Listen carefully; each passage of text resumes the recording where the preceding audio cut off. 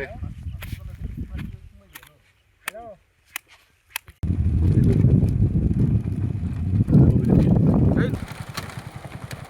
এই অলপ দূৰে দূৰে যা ওচৰে ওচৰে যাব নালাগে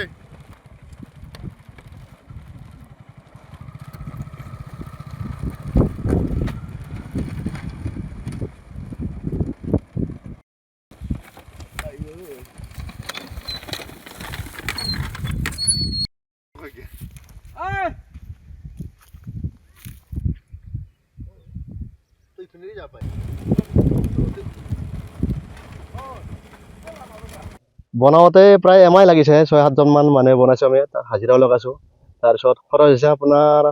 কমেও ১.৫ লাখ মান টকা খৰচ হৈছে এই খৰচখিনি উঠোৱাৰ কাৰণে আমি ৰাইজৰ পৰা তাৰ বিনিময়ত কিবা অলপ মানে হেৰি লৈ আছোঁ আৰু মাননি এটা লৈ আছোঁ অহা যোৱাৰ বিনিময়ত এবাৰত মানে ২০ টকা যদি আপ ডাউন কৰে ৩০ টকা এখন বাইকত চাইকেলত ১০ টকা যথেষ্ট অসুবিধা হয় কাৰণ এইটো ইয়াৰ পৰা মচলপুৰ